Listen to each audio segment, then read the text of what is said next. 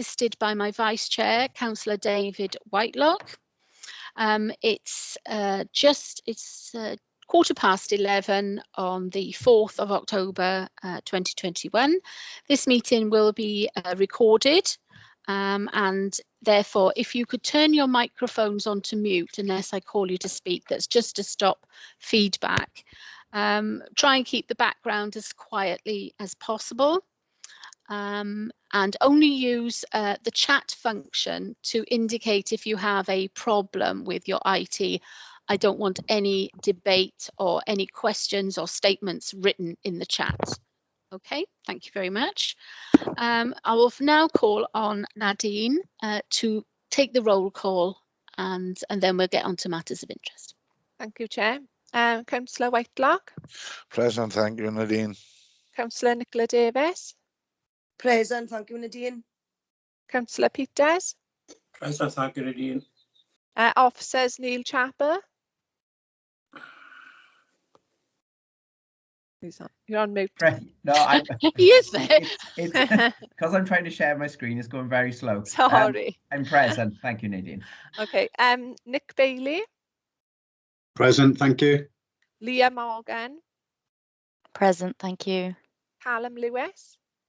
Present, thank you. And then we got Mark Hubley. Yeah. Present. David Wilcock. Present, thank you. Okay. Okay, thank you. There we are. That's it, Thank yeah. you. Okay.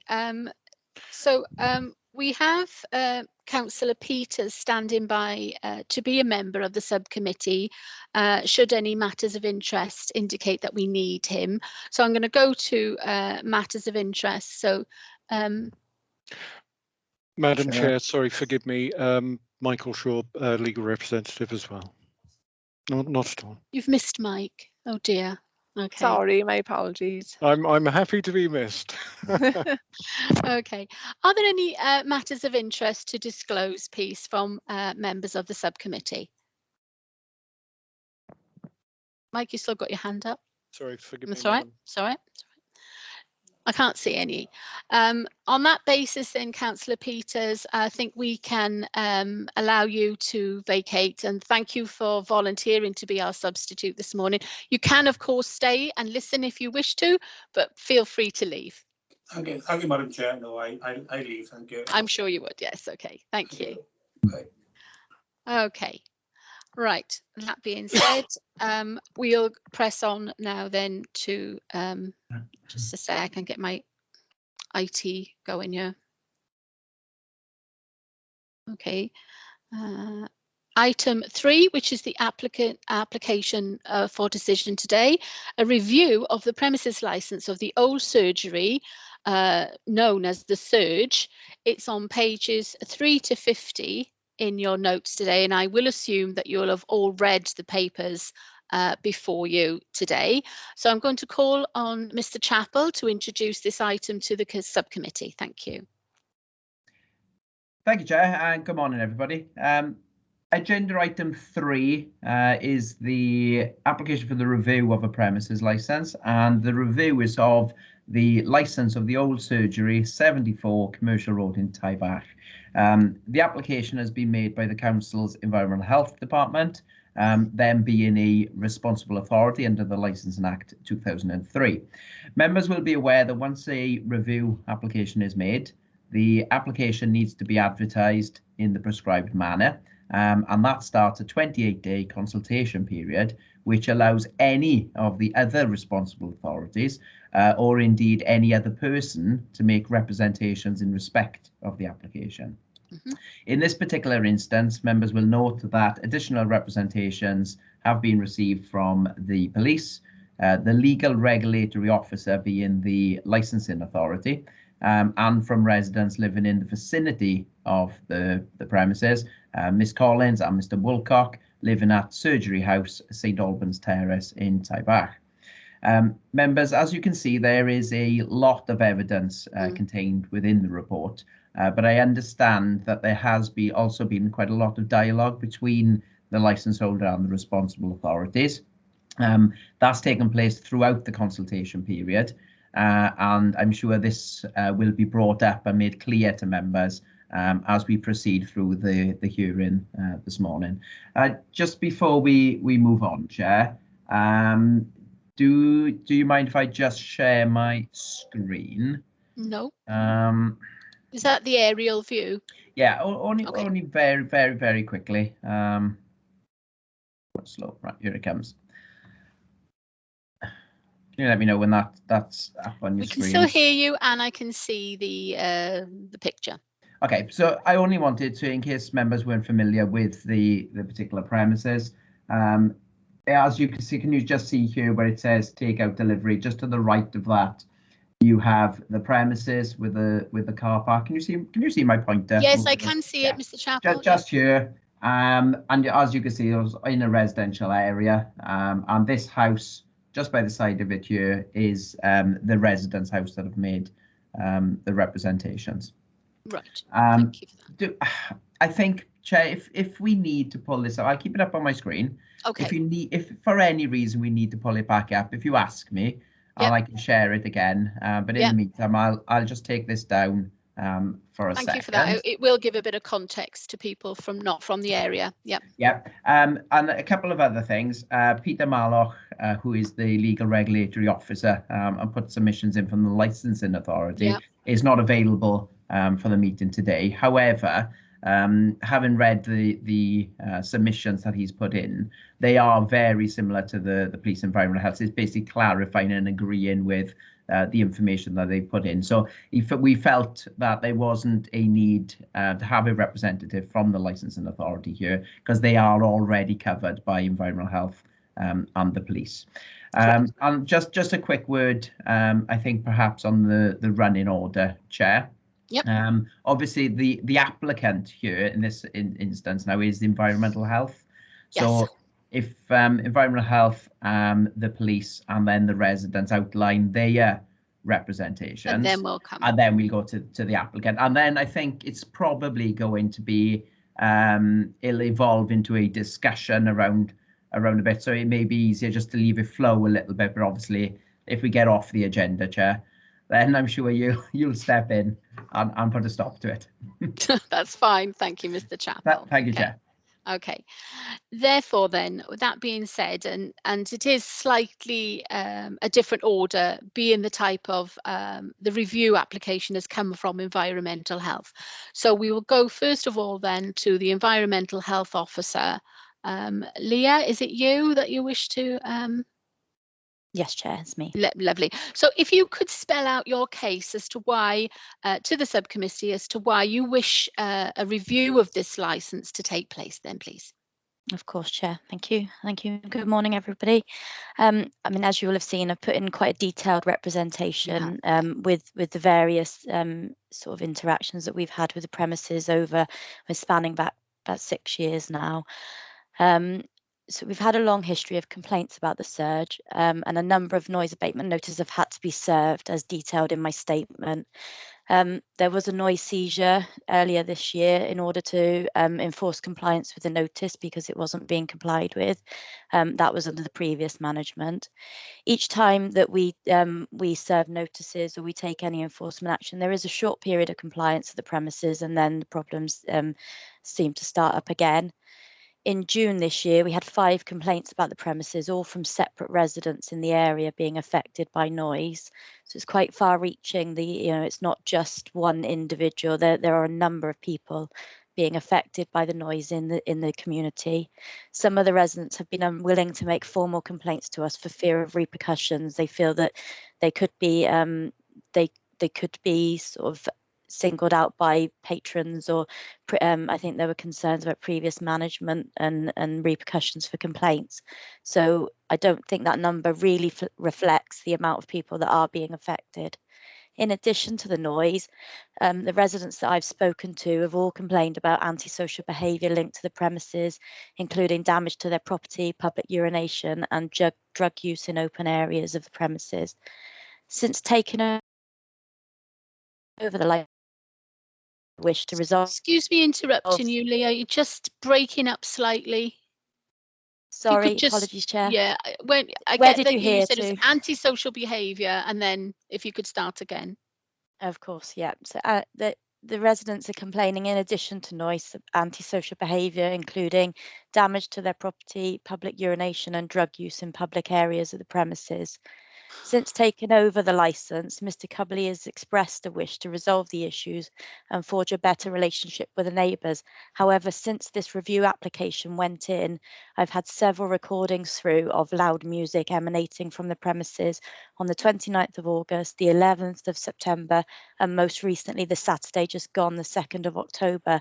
And unfortunately, the music then continued past the opening hours of the premises and well past 11 p.m.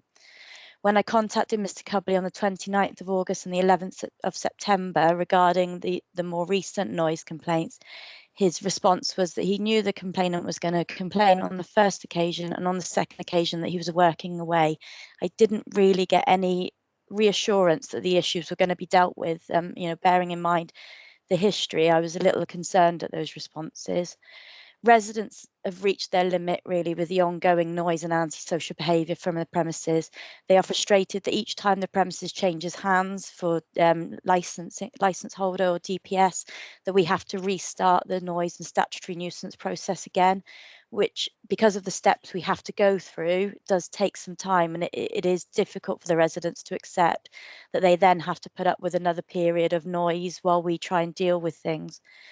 Live music in particular is a concern for me at the premises because of its proximity to residential dwellings and the complete lack of any kind of acoustic attenuation in the building. Generally, a lot of the times we get loud music recordings, they are of live music. I think it's clear from the evidence submitted with the application that Environmental Health have made several attempts to resolve the noise issues, both informally and through more formal routes. The various licence holders and DPS have had sufficient warnings and advice, and however, the problems still continue. The conditions recommended by Environmental Health are considered proportionate and consistent with the licensing objective of preventing public nuisance, and the conditions are considered necessary as there is very little indication that without them the premises can be run in a responsible manner.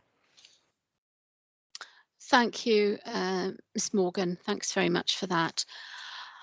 I'm going to ask now representation from the police, Nick Bailey.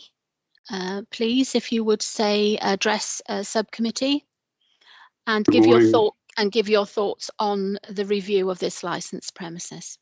Good morning, Madam Chair, members of the committee and everyone else present. In respect to the application for a review of the premises licence of the Old Surge, I am in support of the environmental health review. And whilst I've submitted my representation and I wouldn't normally indicate that I wish to reread through, there are certain areas of my representations which I feel it is important to reiterate today. By all means. Current owner of the property, Mr. Traynor, took control of the premises in 2015. Since this time, as indicated by Environmental Health, the level of complaints have risen to a point where meetings with the management teams in place have not produced results. And when more formal intervention is being considered, there has normally then resulted in a change of either the designated premises supervisor or a transfer of the premises licence to another individual or corporate body. This has resulted in the process of rectifying the issues and behaviour of the premises having to reset as outlined, which cannot and should not be used as a tool to delay the implementation of improvements within a premises. The existing licence, for information of the members, appears to be a transferred or converted licence, meaning when the Licensing Act 2003 came into force, the old licence was merely converted in its current form without much opportunity, due to the weight of numbers of conversions at that time, to look at the conditions which would have been consistent with a pub of this location and type. As a result, we're in a position today that the only condition that appears on the licence that has any impact on the daily operation of the premises is that all windows and doors must be closed when amplified music is played. As outlined in the evidence submitted by the Environmental Health, even this condition is on many occasions not complied with. I visited the premises on a number of occasions, both historically and more recently, with both the local authority licensing and environmental health officers following complaints. And despite clear explanations being given on each occasion, return visits have sadly and more often than not highlighted the same issues that have previously been discussed, which gives me, along with environmental health, cause to believe that that if there are not robust conditions on the premises licence to which any management team can be held to account, whether it be the current one or any management teams in the future, no improvements will actually happen. In relation to the review submitted, I fully support it, but I defer to the expertise of the Environmental Health Department in the area of noise nuisance in relation to the suitability or otherwise of the premises to be a music venue. But I would ask from a crime and disorder perspective that as a minimum, the committee consider the conditions requested by police and that they are entered onto the premises licence. I have actually asked for 6 conditions. Mr. Cubley, during our conversations and our dialogue prior to this representation being submitted, has actually agreed to 5 of them.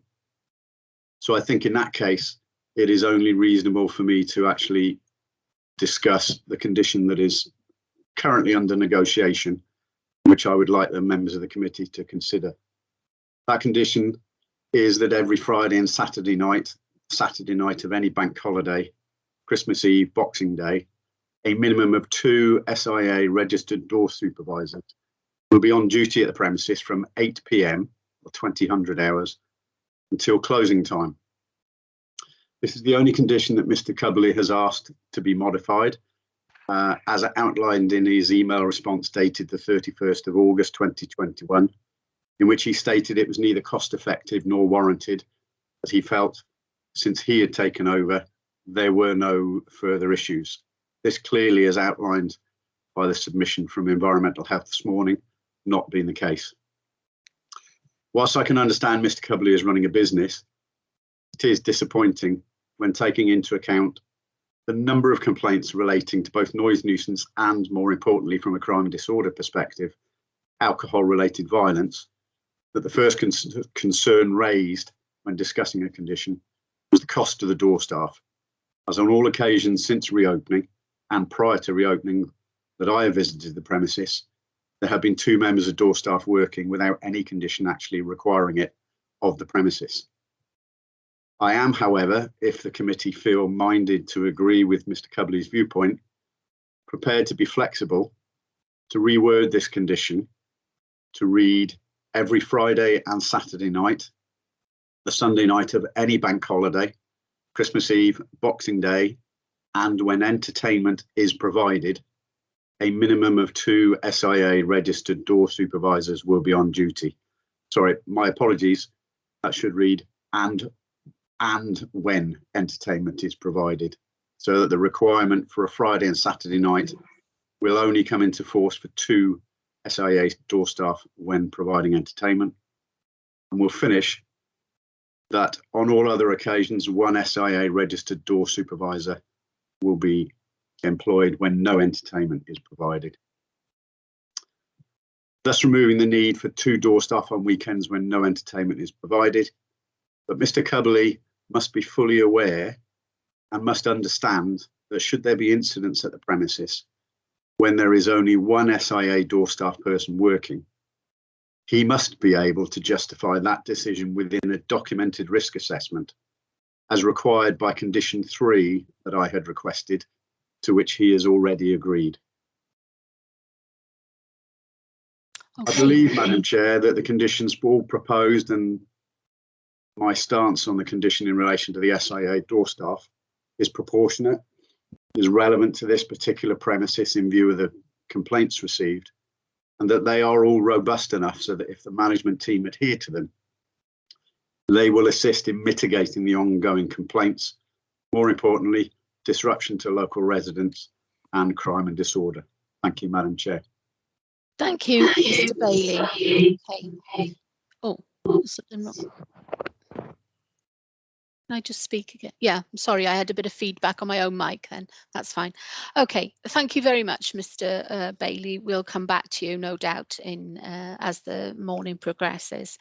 Now, we do have 2 members of residents here, and I understand that they have employed a firm of solicitors, and I'm not sure if any or the solicitor or members of the public wish to say anything.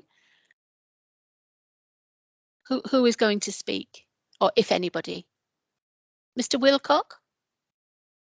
Good morning, everybody. Well, thank you very much for taking the time to come and address the subcommittee this morning.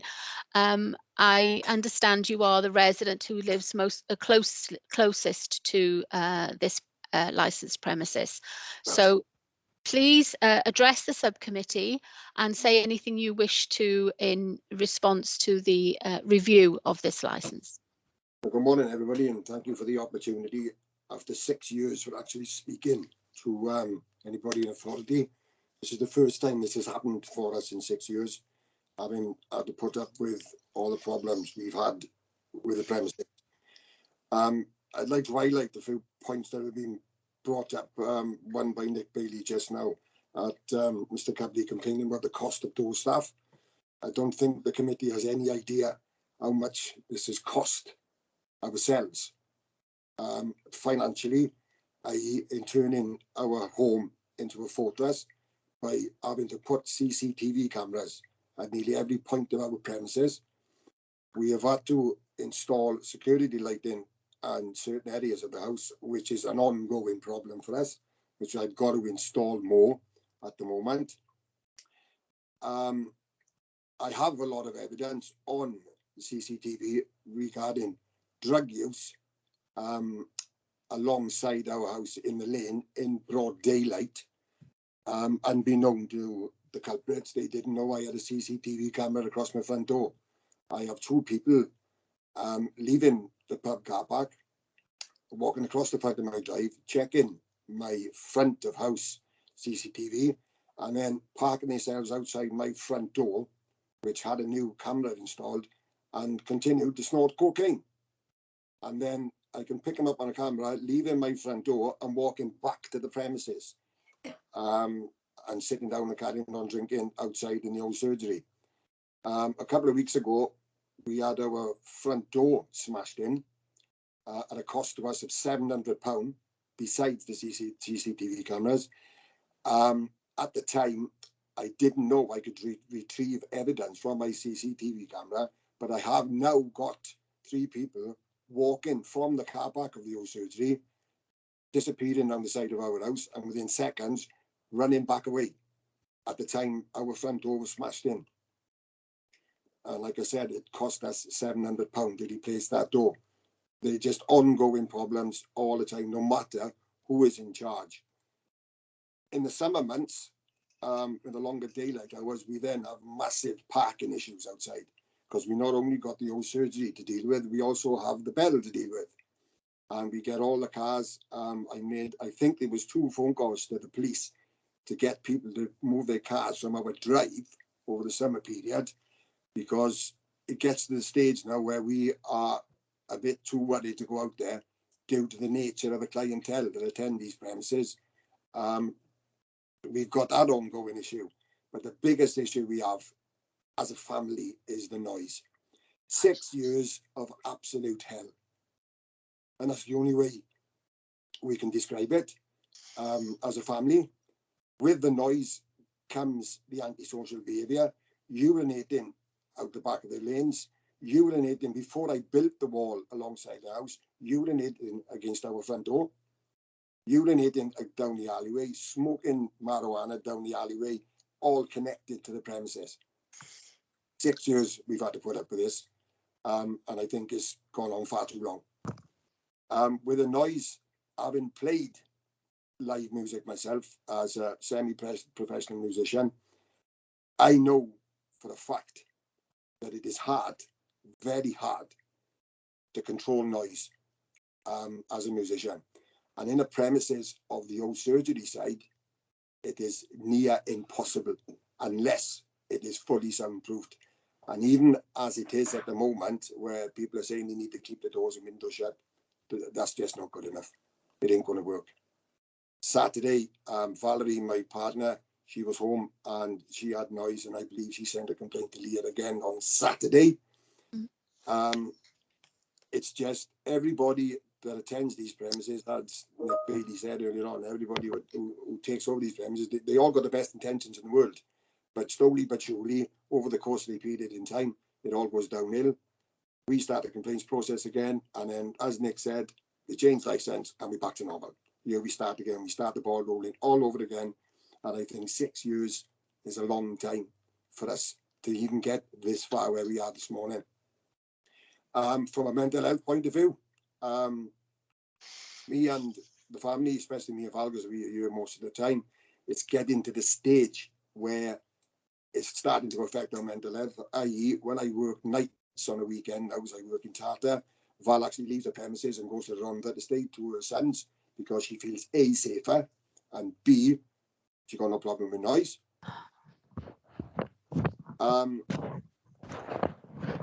It's just an ongoing issue constantly, and we are coming to our wits' end.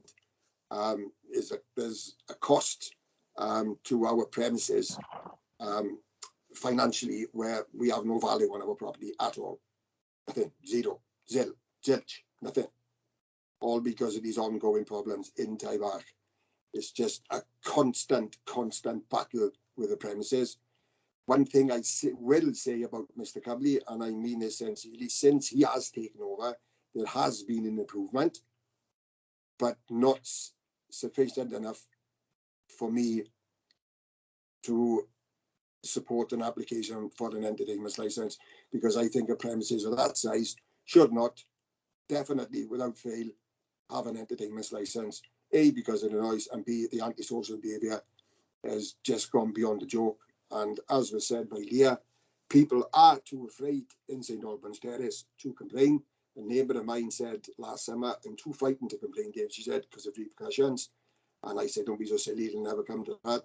And here I am, £700 later, replacing my front door. And I have the video evidence.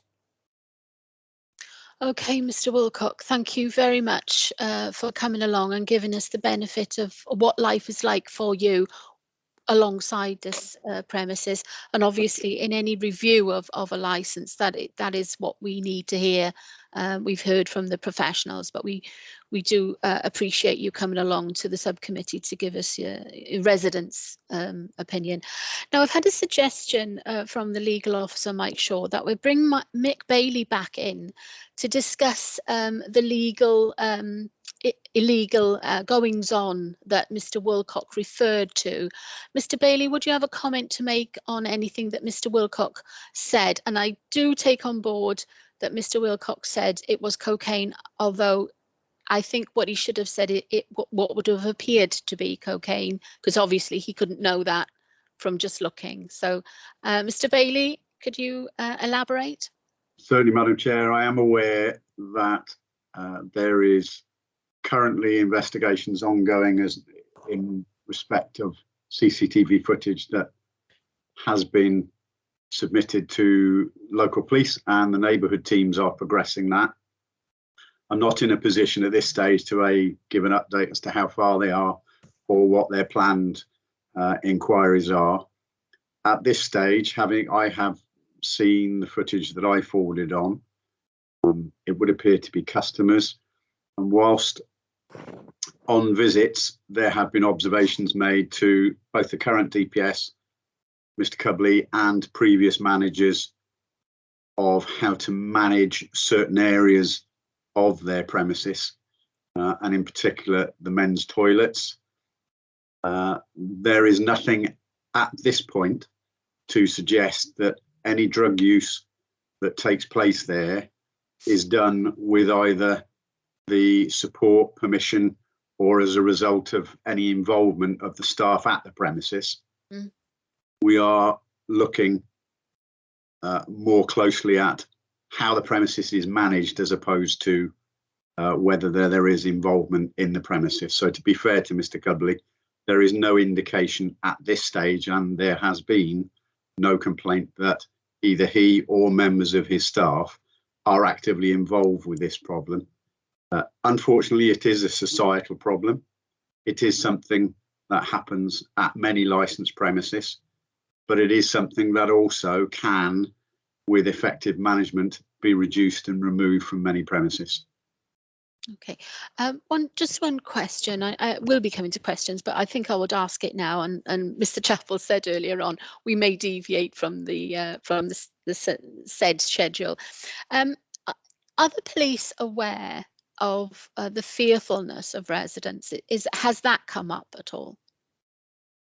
I must be honest, Madam Chair, I can't answer. I don't know enough to be able to answer that, so I think it would be unfair of either the residents or Mr. No, I just Cudley wondered if you knew comment. of anything, and I totally get you're being completely frank. That's fine. Okay. Right. Are you indicating, Mr. Wilcox? No, you just. I saw your hand up. That's okay. Right then, we've heard from everyone else. I'm going to call now on Mr. Cudley, who is the current license holder. I would like you to address the subcommittee in any way that you feel is appropriate, having heard quite a lot of damning things that others feel about this licensed premises. So this is your opportunity to address the subcommittee and put your point of view. Mr. Cudley. Okay, thank you. Can you all hear me? Because I did mention at the start, I can hear you. I have Yeah. had an audio I'll tell you if problem. you slip out. Don't worry. Okay, no problem. Thank you. Well, first of all, obviously, I can only apologise for the problems of the venue. I know they date back at least 6 years. There's a few things I want to address that's been brought up now, not so much in the application to review the license. I have no issue with that. One thing I am concerned about is that obviously there is another premises not far from myself at the Bell. Now, the complaint that was made on the 2nd of October after licensing hours.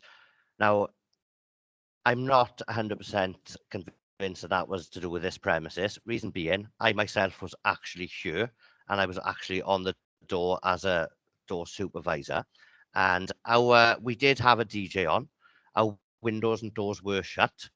And I had him turn it down because I could hear it faintly in the car park. I don't know if Di goes back through his CCTV on his house, he may see me and Doug right by the side gate because I was doing a sound check, listening to see, because I could hear music, and it actually wasn't our music that I could hear, it was actually the music from the Bell. Now, when we shut at, I think it was about 10:30, 11 o'clock, so we shut within our licensing hours. As I was locking the front door, you can hear the DJ that was actually on at the Bell clear as day as well. So I'm a bit mindful here that, you know, they're not actually getting a full picture on that particular complaint. On the 29th of August, the bank holiday, I am aware of that, and that's why I responded to Leah, because myself and Di obviously exchanged text messages. I did explain that I was putting a band on. I've only put 2 bands on since I've been here, and he did tell me, I think it was within about 20 minutes, that it was as if they were in his living room. So I did ask them to turn it down, and they did turn it down a considerable bit. But obviously Di did mention to me that if it did carry on, he would be mentioning it to yourselves, which I said I completely understand. I did reassure him that after that particular Sunday, there would be no live music, as in bands or singers, until I've completed the required set noise impact assessment and soundproofing measures. So that was for the bank holiday. Now, on the 11th of September, I was away, unfortunately, that night. I left to do security work away up in England. So I was made aware of the complaint by Leah on email. I spoke to the bar manager who was in, and he said that the windows, doors were shut, the volume was down. And up until recently, until I told Di that I had a DJ, he actually wasn't aware that I had a DJ on. So again, I'm a bit mindful of, is that actually our premises or is it from the Bell? The problem we've both had DJs on the same night. So I think I will be changing that anyway. So at least then, if the Saturday complaints still come in from noise or music, then it won't be from my premises. I think Di wanted to say something. That's why I stopped Yeah, talking. I'm perfectly aware of people indicating. I will be conducting the meeting as I see fit. Mr. Okay. Wilcock, if you can just put your hand down, I'll come to you shortly. Okay, Mr. Cubley. Okay, thank you. Yeah, so obviously I know there's been previous noise complaints and issues in the past. You know, again, I can understand where the residents are coming from, especially next door. They're quite close, and obviously other residents in the street. You know, I have had some residents opposite on Commercial Road come up to me and say, you know, they haven't really had any issue, but then again, they wouldn't, I suppose, because of the location of the premises. It would be from sort of Di and Val next door into St Albans Terrace. So I am mindful of that. Regarding the SIA appointment that Nick mentioned, it wasn't just about the cost element. At the moment, the pub isn't that busy on a Friday and Saturday night. Okay, so what my point of view, which I explained to Peter, I know he's not in the meeting, but I explained to Peter initially when this got brought up, was on a Friday night, I have on a quiet Friday night then, you know, I have between having 2 SIA door staff and a bar staff, I'd have more sort of staff than customers. So I wanted the flexibility to have one where there's no entertainment on. If it picks up and it gets busy, I've got plenty of SIA door supervisor colleagues I can phone to actually come down at the drop of a hat. So if I feel a need, it's getting busy, I need another one or another 2, phone them to come down. That's the kind of flexibility I wanted for the Friday. But yeah, definitely, I do 100% agree. Whenever there's any form of entertainment, there should be 2 SIA door staff on. That's not a problem whatsoever. And obviously, just to go on a few points that Di made. Obviously, I know a couple of weeks ago you referred to the front door being damaged. My premises was actually shut at 10 or 10:30 that particular night, but I was made aware by a passing friend of mine who drives that there were 3 people sitting on my beer garden benches around, I think it was 11, half 11, so after the premises are shut.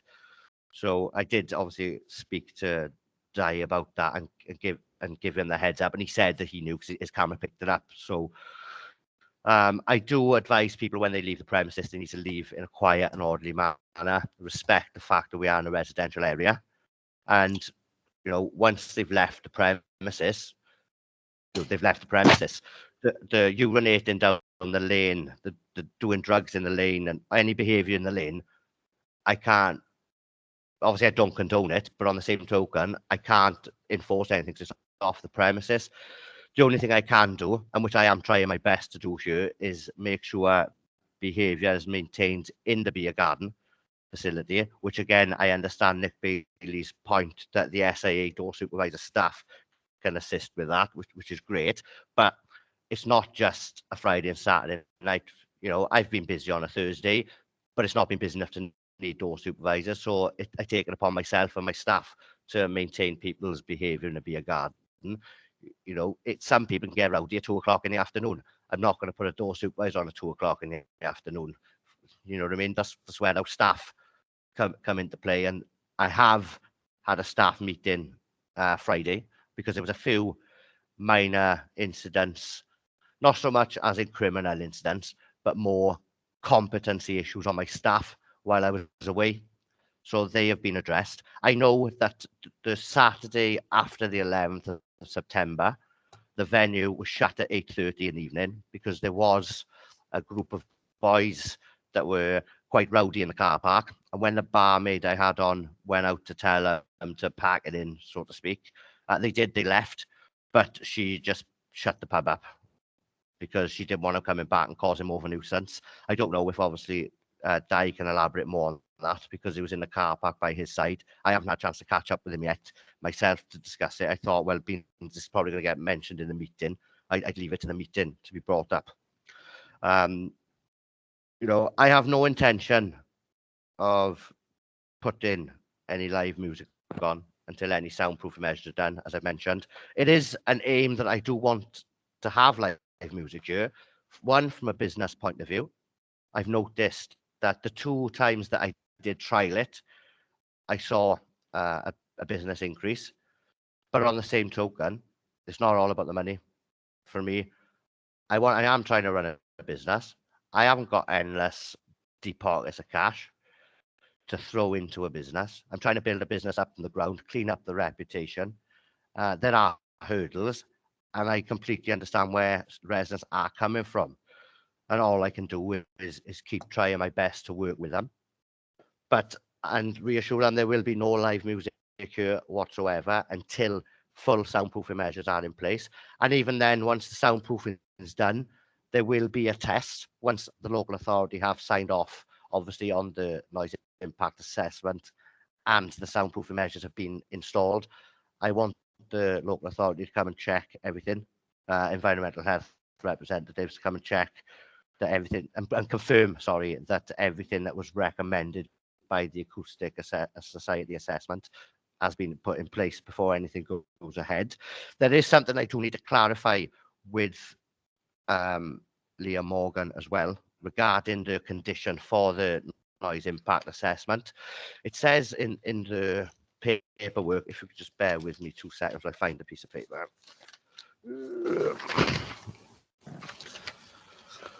Yeah, condition. It's on page 11, 4.41, where it says no regulated entertainment in the form of live music and so etc. and live and recorded music. Now, to me, that would tell me no music on the telly, no music from the jukebox. I know when we had a face-to-face meeting, you clarified that the telly and the jukebox would be fine and the YouTube would be fine, so to speak, within, as long as it wasn't blasting, which I understand. So I'm not trying to be pedantic. I'm more trying to clarify the situation with the DJ, because he doesn't use a full DJ setup. He literally has speakers that is probably about this big. They're little desktop speakers.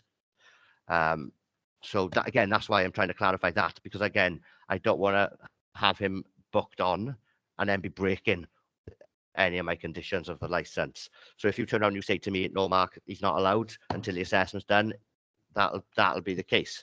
So I just wanted to clarify that because it wasn't specified. I just took that point to mean live music, as in bands, singers, and solo artists. Okay, we'll get to Ms. Leah giving you an answer to that question a little bit further along. Okay. But have you finished saying what you want to the subcommittee? No, not. Okay, carry on. Not yet. I do have one more point to go into regarding the allegations of drug use at the premises. Obviously, I understand the 2 or even the 1 SAE really, and when I'm the one designated SAE door supervisor when it's on its own, and when I'm outside, when people are outside, I do keep an eye out for any drug use. We did have an issue going back about 4 weeks ago. A person that doesn't usually come here, in all fairness, but was randomly here, was drinking, sat outside on one of the benches under my shelter and did attempt to rack a line of some kind of drug off the bench, and he got ejected from the car park immediately, and I have not seen said person since. As far as the toilets go, the toilets are regularly monitored and checked, 1 for cleaning purposes and 2 for any drug use. I know you can say people can watch when you're going in and going after you, which I understand, which is why whenever more than 1 person goes in that toilet for longer than 30 seconds, either myself or my male bar staff literally at the toilet or going into the toilet and checking whether they actually genuinely need the toilet or whether they make out like they're just washing their hands, just to listen out for any evidence of drug use. And the same for the female toilet, except it's obviously a female bar staff, with the door supervisor waiting by the toilet door in case he is needed. So I do have a zero drugs policy myself, and I am doing my best to enforce that in the premises. And due to that and the fact that my customers know this, that is part of what I think is the reason why there's now excessive drug use in the alleyways and the lanes around the premises, because customers know they can't get away with it anymore on this particular premises, whereas under previous management, they were probably allowed to get away with it. I'm making assumptions due to the fact that previous management here before myself, I have found out since, were known drug users and dealers themselves. Again, wasn't aware of this until after I'd had the premises license transferred into my own name. And I have mentioned this with, I'm sure I mentioned this to Peter previously as well. And that's all I've really got to say at the moment. I dare say as any more points get, I may have something to say, but I am in full support of the license review. I've got no objections. I do, however, need a slight delay on the CCTV. I've ordered 8 cameras and a DVR box, but it hasn't come yet. It was supposed to have come by today in time for the meeting, so I could get it installed today, but it's not due till the end of the week. Okay. So I just need to make that known as well. So that's one of the conditions on the license, is a digital CCTV system. Okay. All right then. Finished now, Mr. Cubberley? Yes, for now. For now. Yes, I have. Yes. Okay. Okay. Thank you. Right then. Well, we've heard from everybody involved in how this case has been brought before you today, subcommittee. But I see Mike Shaw has got his hand up. Mark, do you want to intervene at this stage? Thank you, Madam Chair. Good morning, everyone. If I didn't introduce myself before, I'm Michael Shaw. I'm the legal advisor to the subcommittee today. Thank you all for your representations. I've just got a couple of questions, but I would remind, of course, on behalf of the chair or through the chair, that this is a review. The review has been brought by the Environmental Health Officer, Leah Morgan, and that subsequently representations have been made from including Mr. Cubberley. One question which does come to me straight away is, Mr. Cubberley, you are the present license holder. What would happen if you moved on and the premises then went into another license holder's hands? Given the background alluded to by the Environmental Health Officer, by the police officer, and by Mr. Woolcock of these problems going back some 6 or so years. Is that a rhetorical question, or do you want me to answer that? It's not a rhetorical question. No, sir, if you can answer that, that would be very helpful. Okay, well, this is why I've said I'm in full support of the license conditions to be added to the license. So if for whatever reason I decided to no longer keep the lease going of the premises, at least the residents, the future license holder would have to abide by said conditions. I'm not against the conditions whatsoever. I'm in support of conditions going on because, like I said, it gives the residents some form of protection, and it gives, while I'm still here, it gives me the kind of protection as well, because any issues that come about, I can say, well, hold on a minute, these are my conditions, these are what I'm sticking to. If the complaints aren't from me, then they're going to be to do with other premises and so forth. And obviously any prospective future leaseholders would again be in the same position as myself, have to abide by said conditions. Okay, thank you. But I don't plan on surrendering the lease anytime soon. I plan on trying to build a successful business the right way. Okay. To take your position then, Mr. Cubberley, I think what you have said to the committee is this. You would be agreeable to the conditions that the Environmental Health Officer has advanced in her report, but in addition to those, you would accept the conditions as suggested by Licensing Officer Bailey. Now, I know Mr. Bailey touched upon the possible rephrasing of one condition to allow in respect of the door staff. Have you been provided with that compromise condition, if I might put it that way? Yes, I did have an email from, I can't remember who it was from now, but because I spoke to Peter initially. Peter was the one that was kind of going back and forth between myself and Nick. But I have had correspondence on email saying that he was prepared to do the compromise of what he's mentioned. So yes, I was aware. Thank you, Mr. Cubley. Well, I think that's probably it. I'm conscious, of course, Mr. Walcock did want to come back as well. Thank you, Madam Chair. No problem, Mr. Shaw, thank you. And we may vary from the running order, but I just want everybody to have had their questions asked and answered. So, Mr. Wilcock, you indicated when Mr. Cubley was speaking, I'm sorry I've been so long in coming back to you. Can you remember the point you were going to make? I think I can. Okay. Don't Yeah, I understand it's difficult. Yes, fine. I would just like to reiterate the reference Saturday night that Valerie sat alongside me here at the camera shot.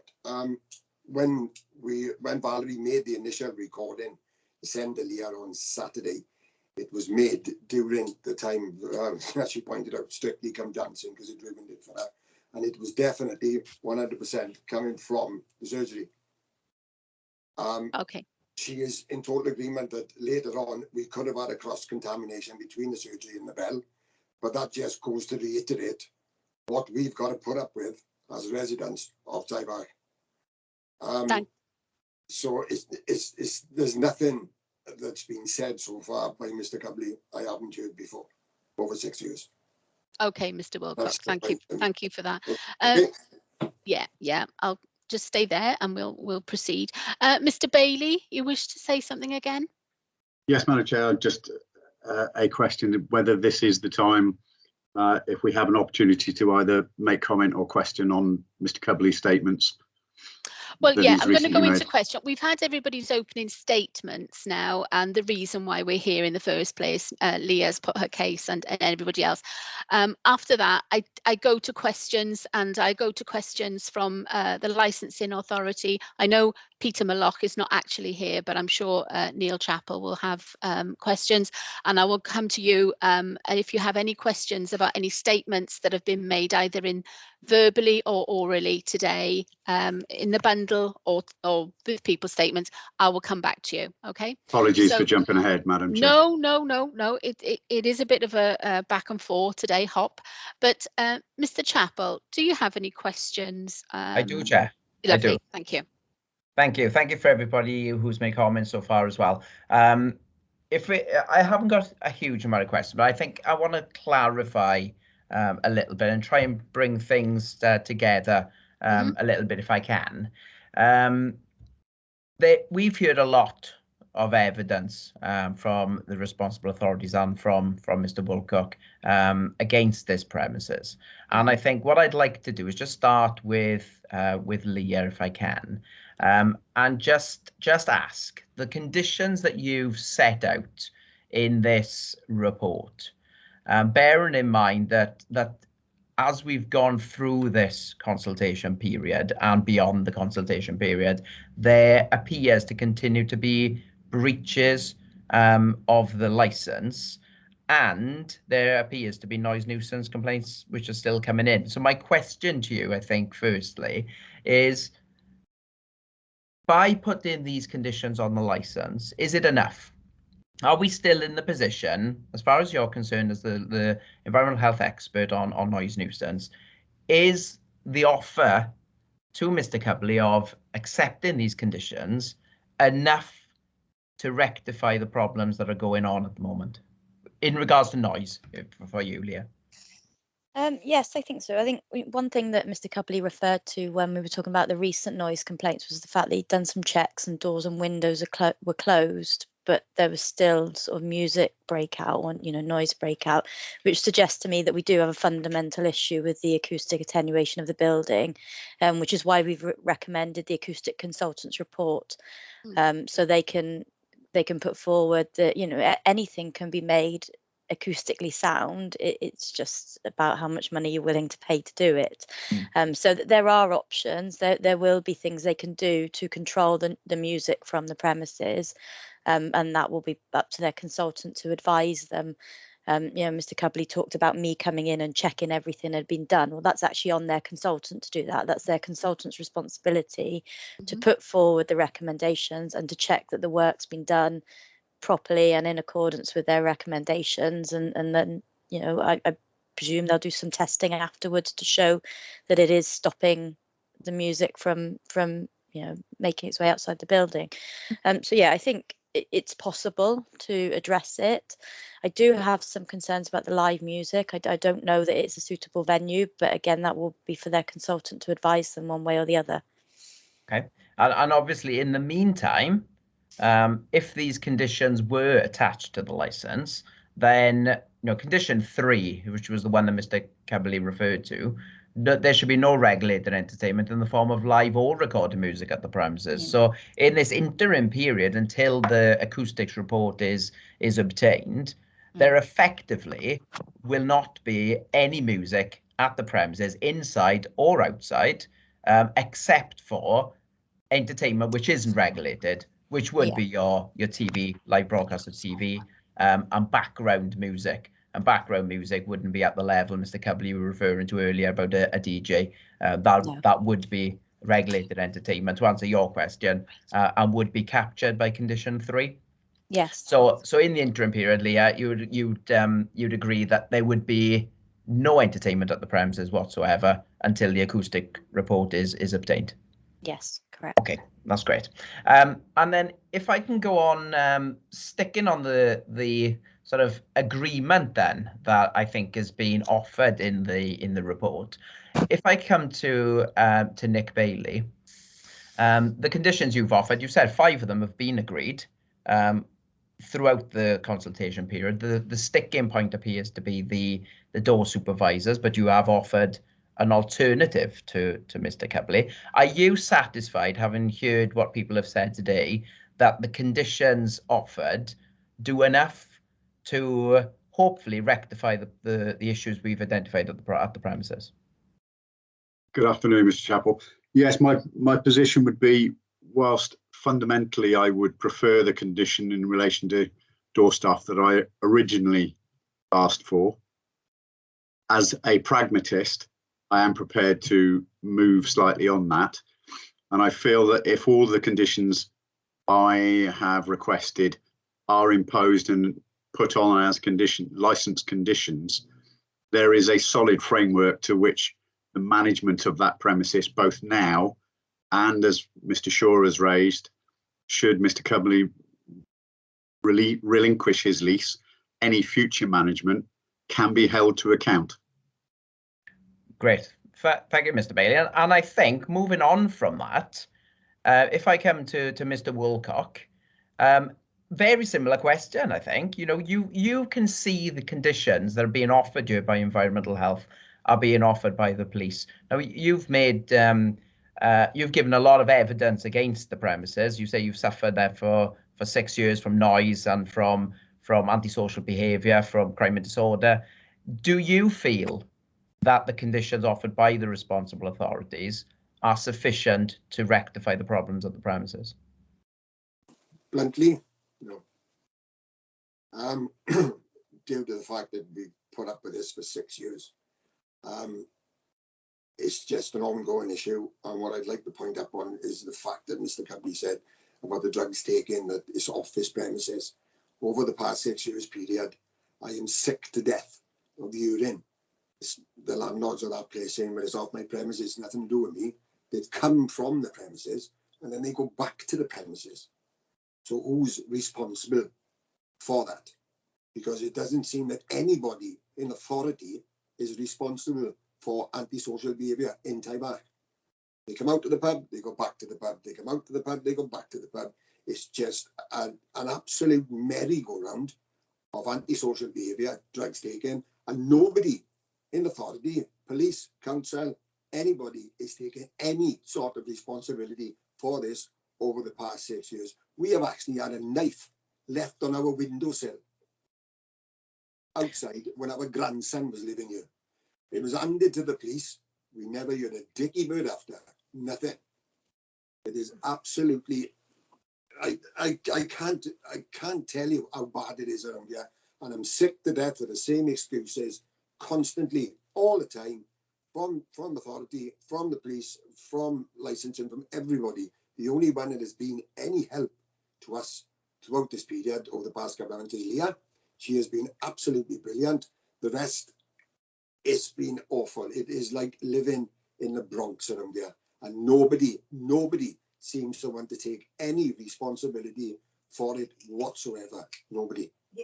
Okay. The abuse Valerie have had in the lane from customers over the past, when she approached them about them smoking marijuana in the lane, I will not repeat what Val was told. And Val is in her 60s. We don't need to hear that. We don't need to hear that at our age.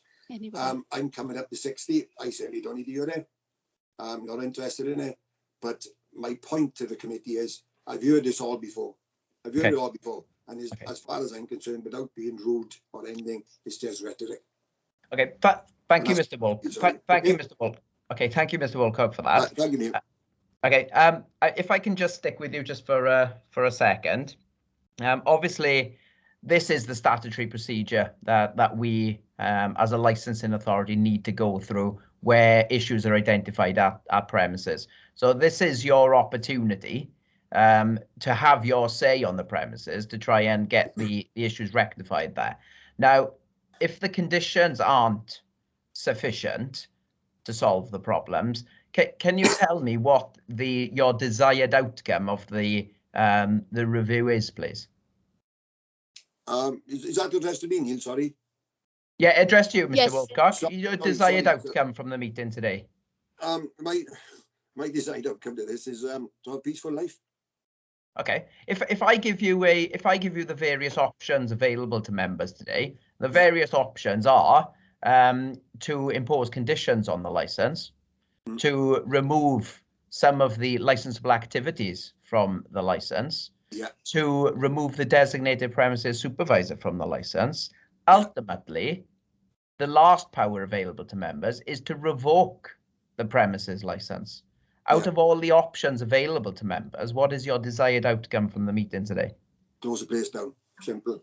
You would suggest that the license be revoked, Mr. Wolcock? Yeah, because we've had 6 years of this, and nothing's been resolved. Thank you, Mr. Wolcock. Chair, if I can continue just for 2 more minutes, please. By all means, Mr. Chappell. Over to Mr. Kebley then. Thank you for your comments earlier. Can I ask you then, bearing in mind the level of evidence provided today from environmental health, from the police, from the residents living in proximity of your premises, and the options available that I've just pointed out to members, including the revocation of the license, the offer of conditions on the license is the lower end of this review process. So can I take it from the conversations we've had so far that you are happy to accept all the conditions that have been put into the report that you have read, albeit with the slightly revised one on the door supervisors offered by Mr. Bailey? Are you happy with those conditions being attached to your license? Well, that's what I've said from the start. I've not disagreed. I'm just clarifying the point. Just clarifying. Yeah, I'm more than happy. Okay. I'm a little bit concerned that even when this review has been put in and throughout the consultation period and beyond the consultation period, there are still reports coming in that conditions are being breached. Hours are being the permitted hours are being breached on your license. So there are still concerns there. What guarantees can you give to this committee today that should these conditions be attached to your license, that you will comply with those conditions attached to your license? Well, regarding the complaints about after hours, I completely disagree and deny them because I'm always closed on time. The only time there's anyone here after hours is staff, and that's because they do a clean down and then leave. As far as customers go, customers are out the door by the right time. On the, whether it's Monday to Saturday, they have to be off the premises by 10 to 11. If people hang around outside, my staff need to be more vigilant, and I'll agree with that, to make sure they are completely out of the beer garden, not waiting for taxis and so forth, just off my premises. Again, that's where the door supervisor element will come in handy on the Friday and Saturday. But it's not just the Friday and Saturday, it's the Sunday to Thursday where myself and my staff need to be more vigilant. And that's what I can offer you. We will be more vigilant and learn from previous mistakes. Okay, thank you. So you can make a guarantee to the committee then that should these conditions be attached to your license, then there will be no breaches of those conditions and no music at the premises, no entertainment at the premises until you have that acoustics report in place and it's all been signed off. Now I've had clarification on the DJ, I can guarantee that the conditions will be abided by.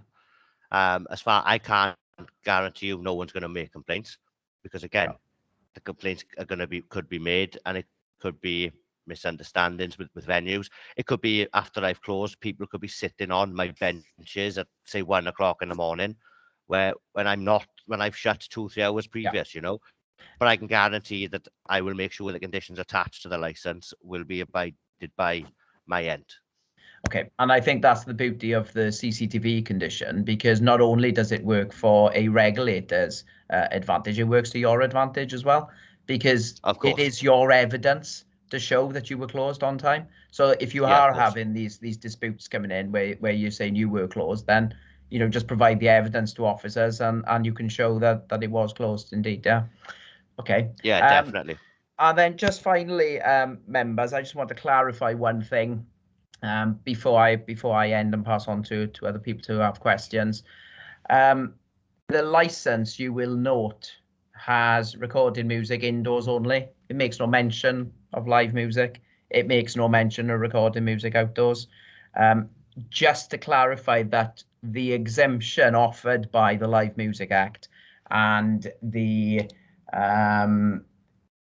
oh goodness, what's it called? The deregulation, the Licensing Act 2003 Deregulation of Entertainment Order 2013, a mouthful.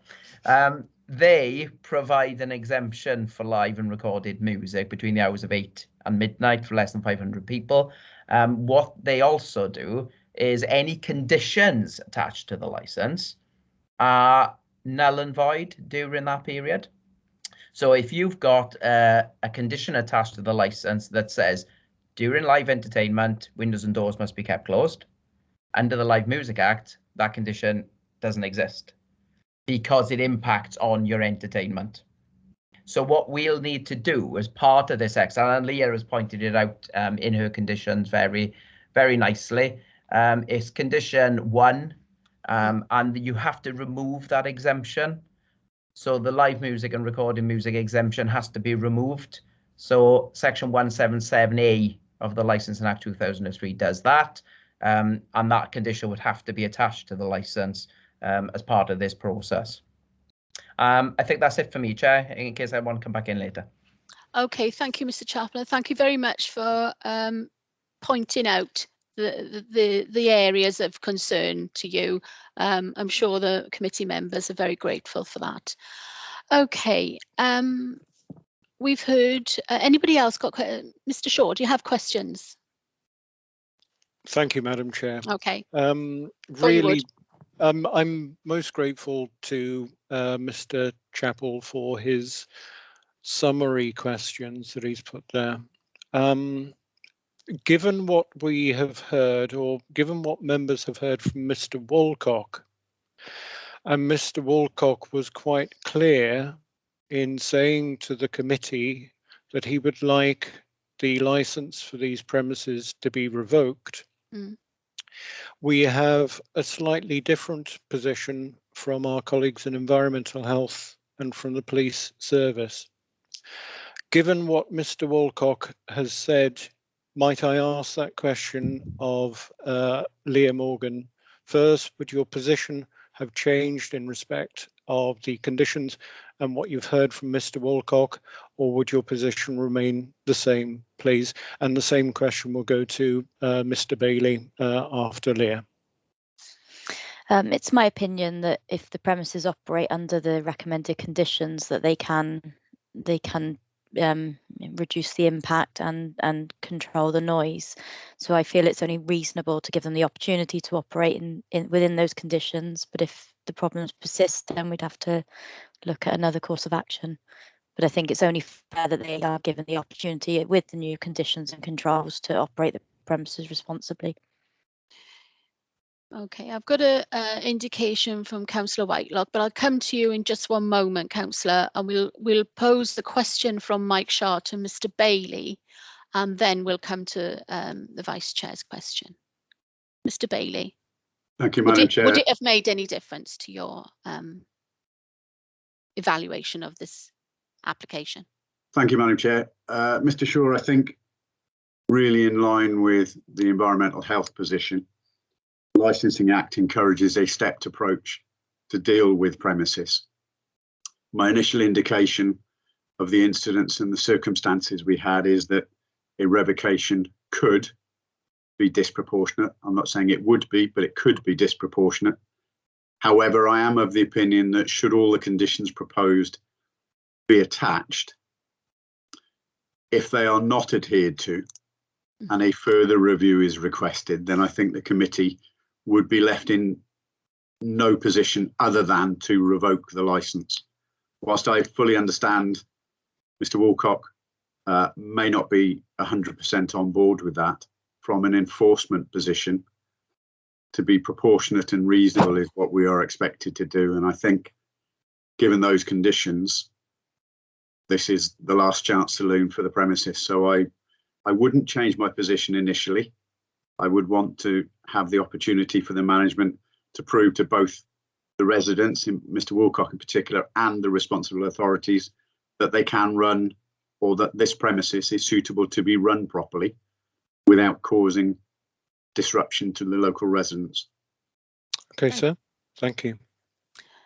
Any more questions, Mr. Shaw? No, not at this time. Okay, I would just like to comment before I go to the question from Councillor Whitelock. Mr. Wilcox stated that he didn't think the council per se had any interest or were disinterested. I would just like to point out that environmental health does fall under the council, and licensing falls under the council, and this committee today falls under the council. So I understand your frustration, and as Nick has said, there are procedures that we have to follow to step by step incrementally, and I do also understand the belief that some of these have been tried to be circumnavigated. I understand that, but if we follow the procedures to the book, we will either end up with you living next door to a premises which you have no problems with, or maybe a revocation. So we will be following the procedures to the letter, just to make sure that any decision is proper and legal, and that we haven't jumped the gun, if you know what I mean, Mr. Wilcox. Okay, Councillor Whitelock. Yeah, thank you, Chair. Neil actually asked one of my first questions was, what sort of guarantee are we going to have that these problems are not going to be going forward?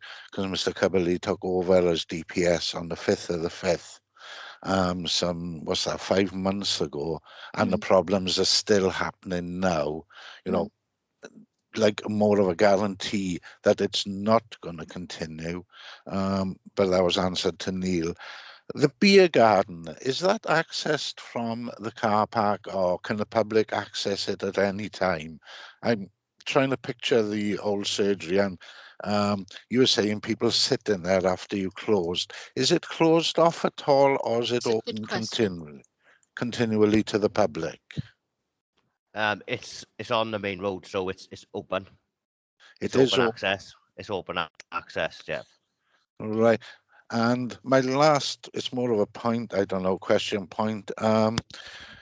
You mentioned speaker size, and you've also mentioned that you are an SIA trained person. I'm sorry, speaker size to me doesn't come into it. It's the output of the speakers.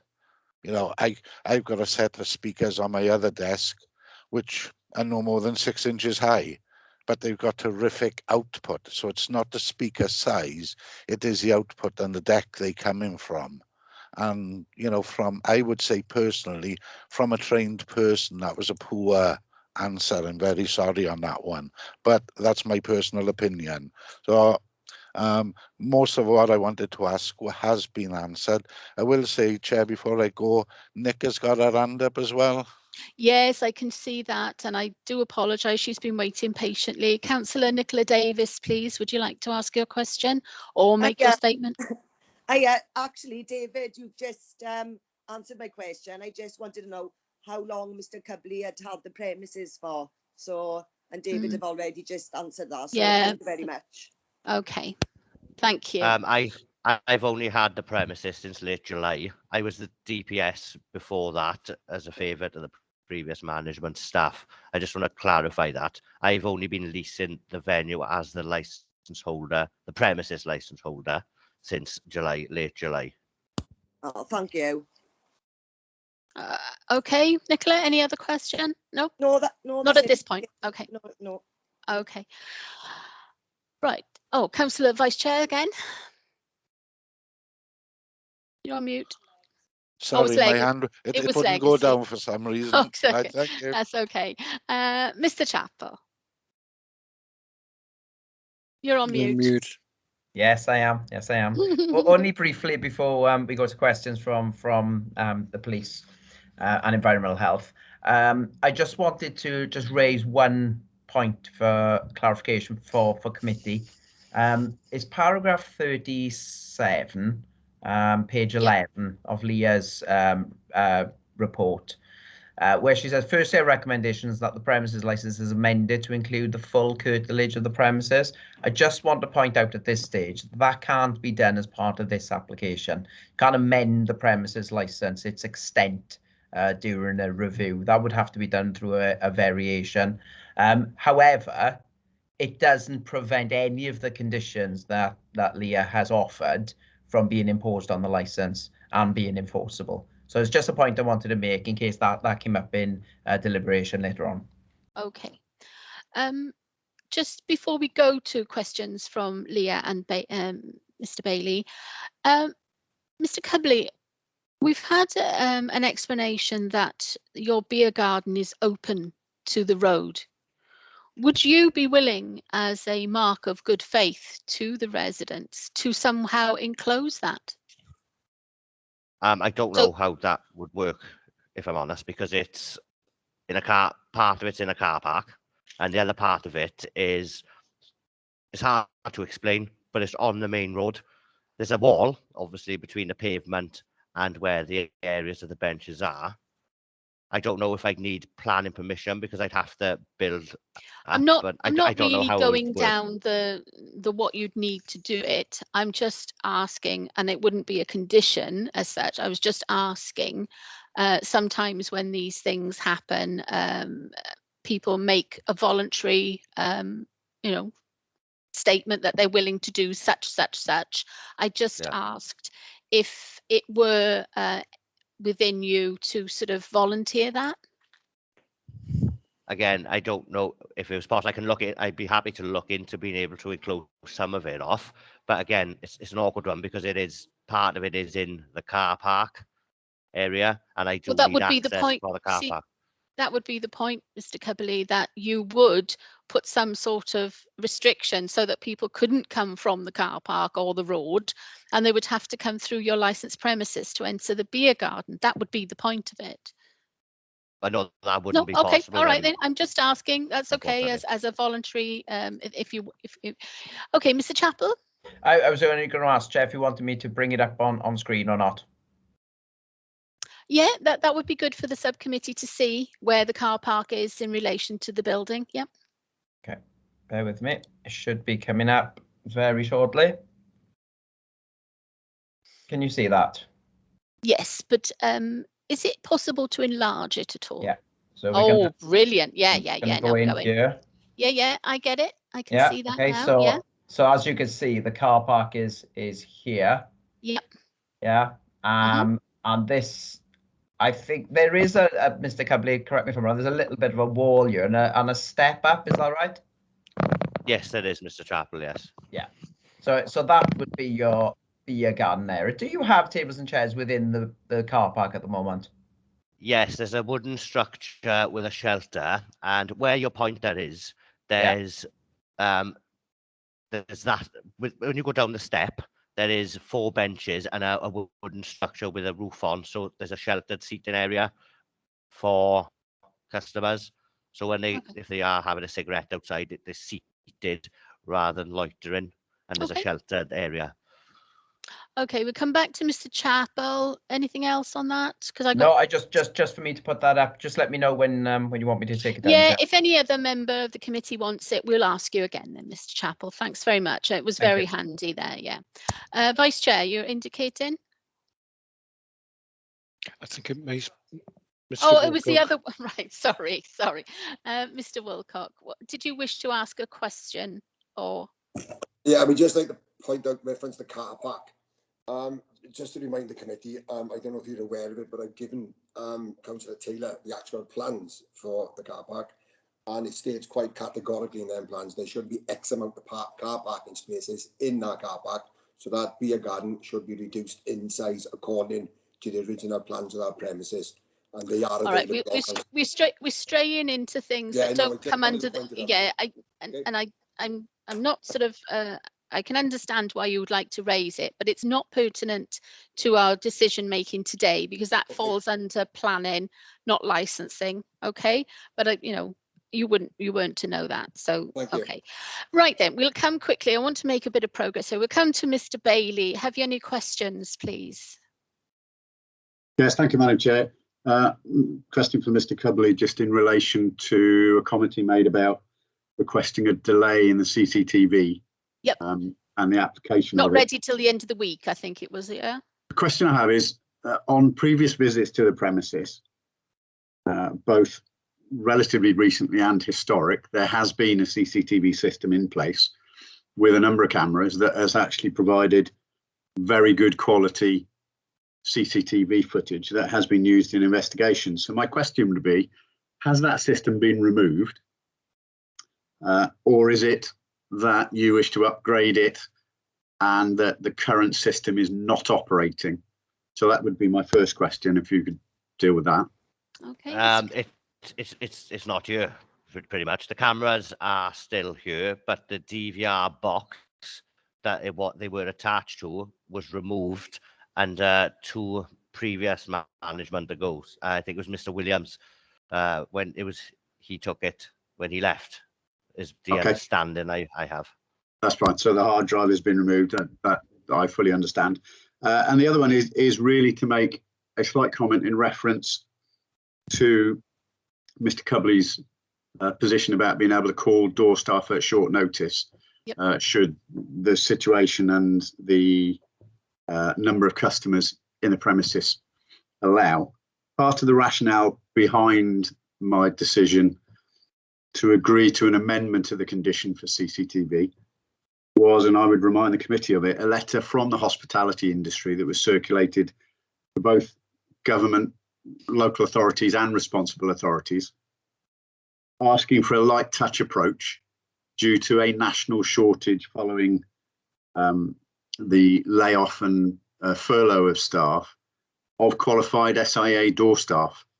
Now, if we are hearing from the hospitality industry itself that there is a critical shortage of SIA door staff, Mr. Cubley obviously needs to be aware that should he then suddenly at short notice need to get hold of additional door staff, that may actually be problematic for him. I'm not saying it's impossible, but that needs to be borne in mind. So that really was the background of why the SIA numbers were, I agreed to amend it. But the committee need to be aware also that there is a shortage of qualified SIA door staff available. Thank you, Mr. Bailey. Okay. Okay, and finally, Leah, we'd like to come back to you as the applicant for this review. What questions do you have? Just one quick one, really. I know when we visited in July, Mark, you talked already that you'd made contact with an acoustic consultant and that you were making inquiries then. I was just wondering, I mean, obviously the condition will require you to have had all that done, you know, the assessment done, any work recommended, carried out and verified. Do you have sort of timescales for doing any of that, or any sort of indication as to when you might progress that? Not at the moment. I had a quote off one company, but I'm still shopping around at the moment. Okay, so I mean, it's clear then that no music above background level will be permitted at the premises until such time that that's all been done, and that includes, you know, if you're saying your premises have been closed when these complaints have been made, there are recordings of music. So I think you need to ensure as well that staff aren't playing music after hours if they're cleaning and things. It Yeah, does of seem course. to be. But other than that, no, I don't have any questions, Chair. Thank you. Thank you, Liam. Okay, so we've gone through everybody's why we're here. Oh, Callum, yes, you would like to speak. Thank you.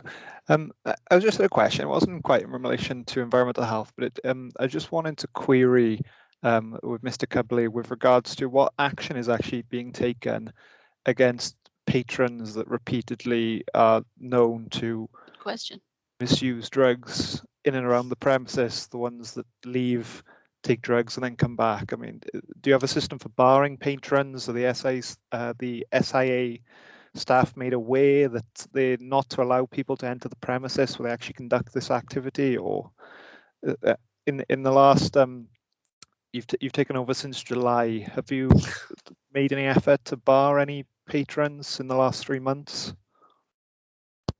If I catch people doing drugs, then yes, they're banned instantly. If I don't catch anyone doing any drugs, I can't ban them, can I?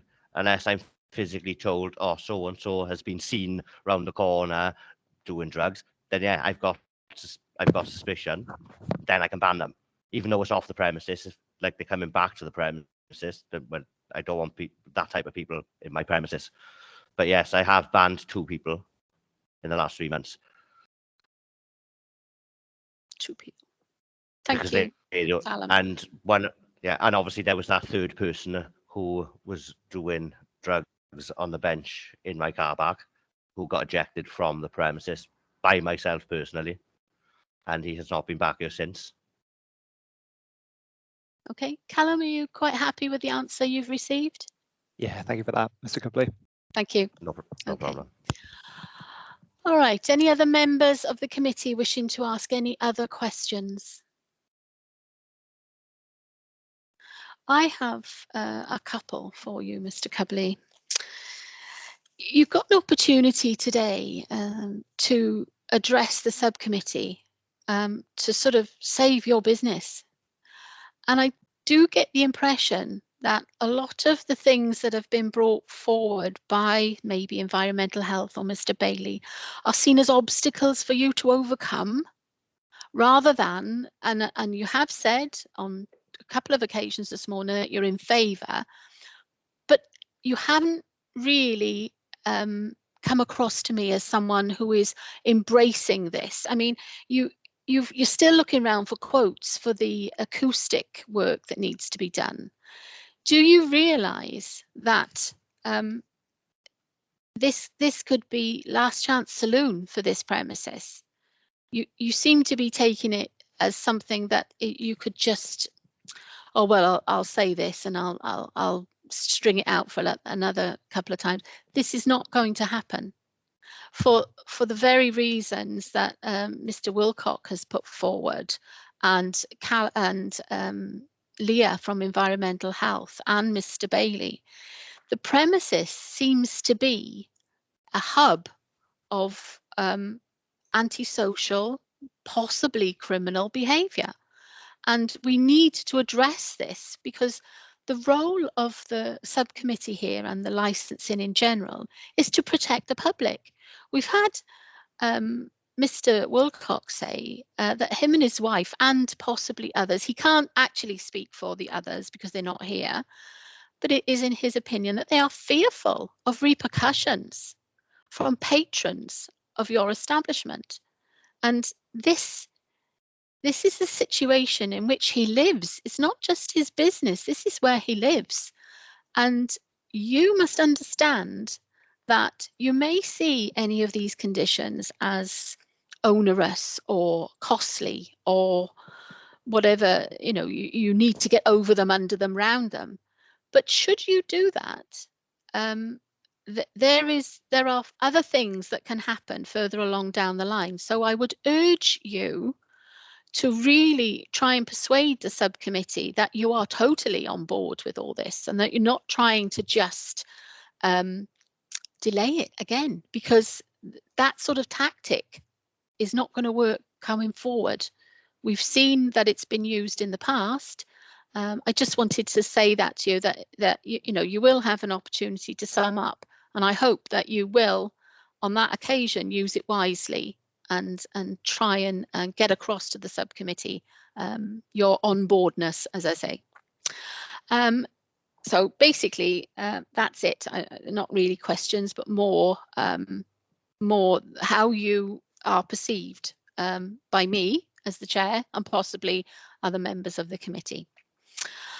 Okay, anybody else has anything to question about at the moment before I just go to a summing up?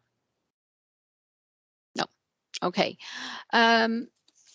So we're taking it in reverse order. So the licensing authority would normally be the first, but I think, Mr. Chappell, have you anything else to add? I have no summing up to do Okay. for this one. Okay.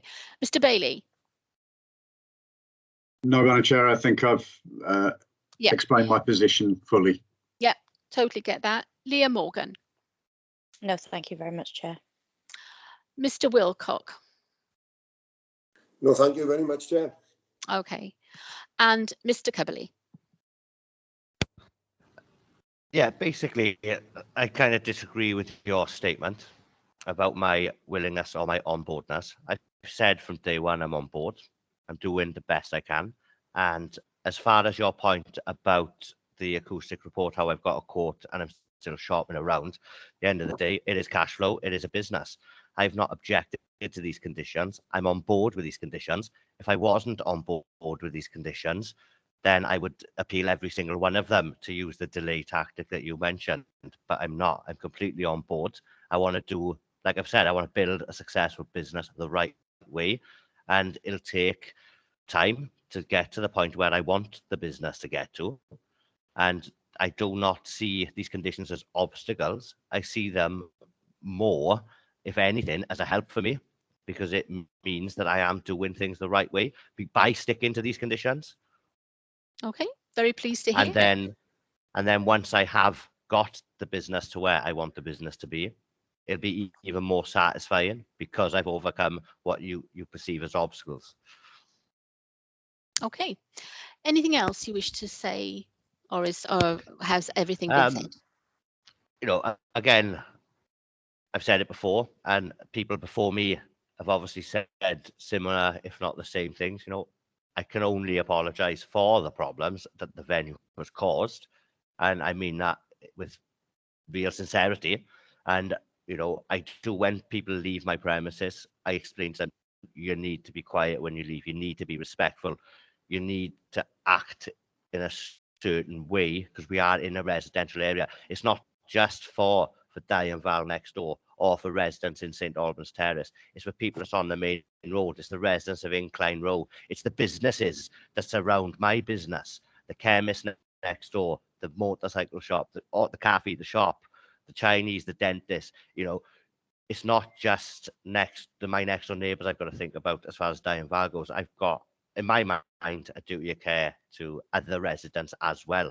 I've got a higher duty of care, obviously, to Di and Val because they are literally right next door. And as Di has said, for 6 years, they have had nothing but problems. You know, I am trying to nip these problems in the bud.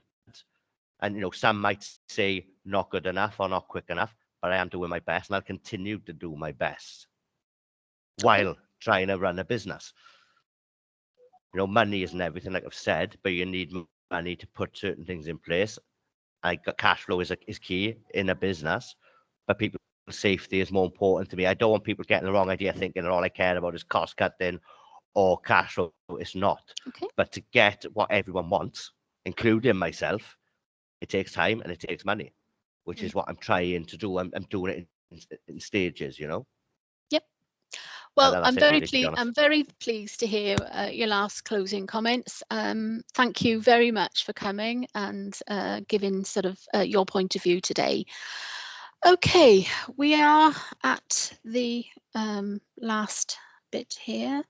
So we need now, as a subcommittee, to withdraw and consider everything that's been put before us today and the licensing objectives, and then make our decision. Leah and Callum and Mr. Cobley and Mr. Wilcock, I presume that Mr. Chappell will contact you and tell you of our decision when we notify him what we have decided. Thank you all very much. And it's been a long meeting, but I think it was owed that. It was owed a good airing because of the problems that have been highlighted, especially by environmental health. And we don't often get environmental health asking for a review of this nature. So by its very nature, the request had to be dealt with all the detail that it required. So thank you all very much. If everybody can leave the meeting now, apart from members of the subcommittee and Mr. Shaw, and of course Nadine, and then we will consider what we need to do. Thank you. Thank you, Madam Chair. Thank you, everyone.